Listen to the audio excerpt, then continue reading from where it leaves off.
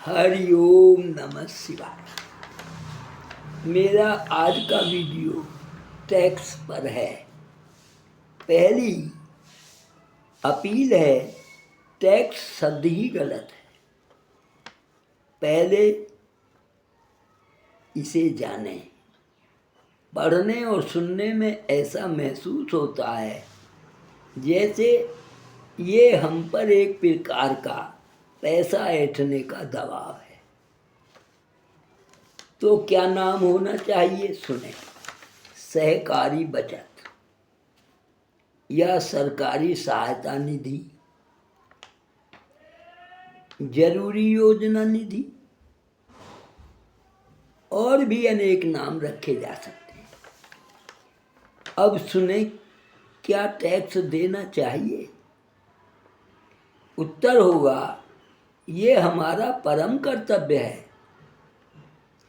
जब हम सरकार से निःशुल्क अनेक प्रकार की सहायता लेने का अधिकार मानते हैं, जैसे सड़कें, बिजली, पानी, शिक्षा, स्वास्थ्य, हमारी आंतरिक और बाहरी सुरक्षा आदि, तो ये सारी सुविधाएं हमें हमारे लिए टैक्स से ही मिलती हैं। तो अधिकार प्राप्त करने के लिए टैक्स देने वाला कर्तव्य करेंगे, तभी तो हमें सरकार से सुविधा लेने का अधिकार होगा। मैं ये बताना चाहता हूँ, जो टैक्स नहीं देते वो उन्हें मैं अपराधी भी नहीं कहता, पर वो देश के हित में नहीं है। और देश का हित काहे में है? जो आपकी सहायता करे, तो आपकी सहायता ही नहीं हो पाएगी। हम अधिकार लेना तो चाहते हैं, पर टैक्स देने का कर्तव्य क्यों भूल जाते हैं? इस टैक्स ना देने के काम में दोषी कौन है, ये मैं बताना चाहता हूँ। सरकार है, जनता है। अब हमारा हाउस टैक्स को ही ले लेते हैं आज हम। नंबर 1, हाउस टैक्स का फार्म मुफ्त में मिलता है, पर फार्म दफ्तर में न मिलकर बाहर दलाल के पास कहाँ से आता है, वो भी 10 रुपये में। मैं वो बात बताना चाहता हूँ जो जनता झेल रही है। सरकार कहती है हम कर रहे हैं, लेकिन वह हो नहीं रहा। नंबर 2, टैक्स कर्मचारी जनता की सेवा के लिए लगाए हैं, पर वे ज़्यादा से ज़्यादा टैक्स लगाकर नोटिस भेजते हैं और नीचे लिख देते हैं कोई आपत्ति हो तो दफ्तर में आकर मिलें। बात भी सही है, आपको अगर उसमें ऑब्जेक्शन है तो जाइए दफ्तर। मिलने पर रिश्वत दे लेकर टैक्स कम कर दिया जाता है। कैसे और क्यों? गलती किसकी? जब कर्मचारी ने नियमानुसार टैक्स लगाया, वो कम कैसे हो गया? रिश्वत भी ले ली। ये गलती किसकी है, मैं ये बताना चाहता हूँ। नंबर 3, एक सभ्य नागरिक देश हित की सोचने वाला 10 वर्ष तक समय पर टैक्स जमा कराता है। और कुछ लोग जो टैक्स और पेनल्टी यानी जुर्माना लगने के बाद भी टैक्स जमा नहीं कराते। तो सरकार पहले टैक्स माफ़ करके और पेनल्टी भी पहले लगाती है, फिर माफ़ करती है। जमा कराने पर लाखों रुपए एडवर्टीजमेंट पर खर्च भी करती है। और कभी तो पूरा दफ्तर में एक कागजात के कॉलोनी के चौक पर ही आकर बैठ जाता है।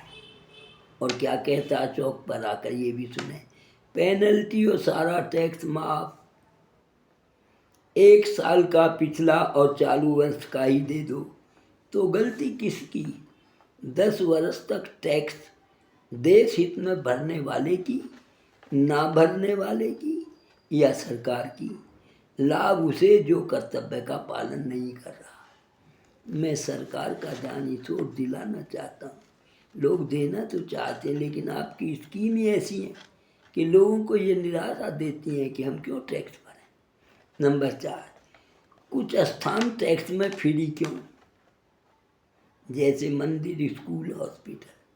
आपको बुरा लगेगा इन बारे में मेरे को सुनकर, पर पूरा सुनेंगे तो पता लग जाएगा।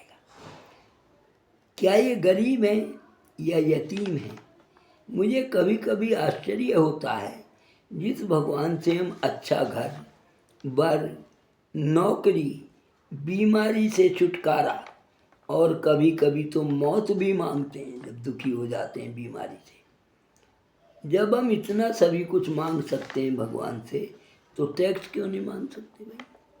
ये समझ में नहीं आती मेरी में बात कि टैक्स नहीं।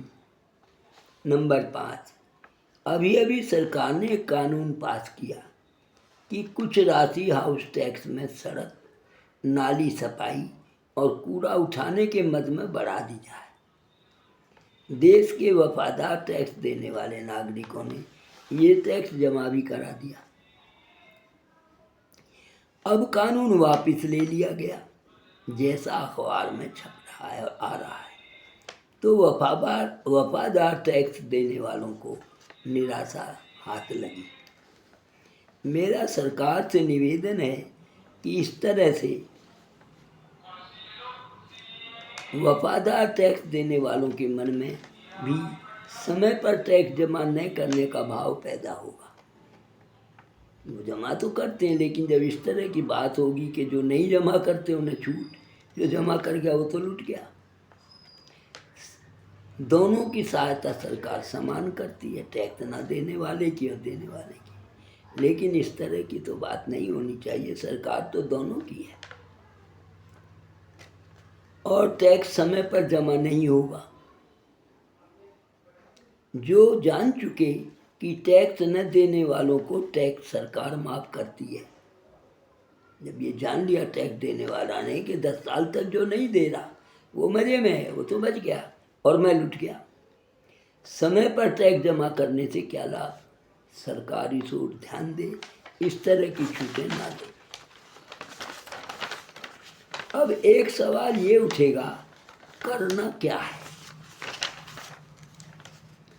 मैं सरकार और जनता दोनों को सोई नींद से जगाने की अपील करता हूँ। जागें और सुने। टैक्स सबको समय पर ज़रूर देना चाहिए, जनता से तो मेरी ये अपील है। टैक्स कम से कम हो, ये सरकार से अपील है। कई बार टैक्स इतना लग जाता है, आदमी को दुखी हो जाता है और मजबूर हो जाता है। टैक्स कम से कम लगना चाहिए, ताकि एक पान बेचने वाले व छोटे से छोटा प्राणी भी टैक्स देने की इच्छा जगा सके।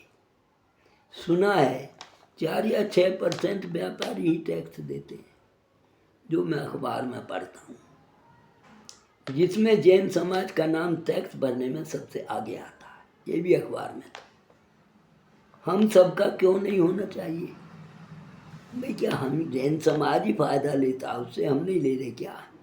इस पर विचार करे जनता भी और सरकार भी। नंबर 2, जनता से मेरी अपील है, जिस प्रकार आप खाने, बच्चों की फीस, कन्वेंस, बीमारी, मकान की EMI का बजट रखते हो, उसी में इसे भी जोड़ें और समय पर जमा भी करें। और चीज़ भी तो आप लेते हो ना, घर के खाने का सामान, बच्चों को पढ़ाई भेजना, तो टैक्स क्यों नहीं देना चाहते आप? मेरी अपील है आपसे, इसे आप ध्यान से सुने और इस पर अमल भी करें। सरकार को चाहिए डिजिटल मीटर, इसे समझें आप जरा। सरकार को चाहिए डिजिटल मीटर, बिजली की तरह पैसे खत्म बिजली बंद। टैक्स को भी उसी कार्यालय को सौंप देना चाहिए। वहाँ प्लाट की रजिस्ट्री भी लगी है, मकान का पूरा रिकॉर्ड है, कितने गज का है और टैक्स क्या हो। मैंने इसमें ये सुझाव भी दिया है। फर्स्ट फ्लोर 2 रुपये प्रति मीटर, सेकंड 1.5 रुपये, थर्ड 1 रुपया मीटर और फोर्थ 50 पैसे मीटर। प्रति के हिसाब से फार्म भरने का भी झंझट खत्म, न रिश्वत मांगने की शिकायत। इससे ये लाभ होगा कि कैलकुलेशन करने, फार्म छपने, पैसा खर्च करने, उसे भरने, ऑफिस के चक्कर लगाने, रिश्वत देने, चौराहे पर आकर टैक्स जमा करने और पेनल्टी लगाने, फिर उसे माफ़ करने जैसे सभी झंझट समाप्त हो जाएंगे। और साथ में टैक्स पहले जमा कराने वालों को 10% की छूट भी देनी नहीं पड़ेगी। मेरे मन में जो 90 साल की उम्र में सुझाव आए, जिनसे मैं देखता हूँ जनता दुखी है, सरकार कुछ यूँ कर बैठती है, ठीक है, उसका अधिकार है, हमारी चुनी हुई है, लेकिन ऐसा काम तो ना करे जिससे देने वालों को ही निराशा हो। पहले जमा करने वालों को 10% की जो छूट है वो भी ना देनी पड़ेगी। मुझे पूरा विश्वास है इस विचार को सरकार और जनता दोनों को स्वीकार होगा। बाकी आप जाने, देश, जनता और सरकार सभी का भला होगा। अच्छा लगे तो सब्सक्राइब, लाइक के साथ साथ कमेंट भी करें। नमस्ते, धन्यवाद।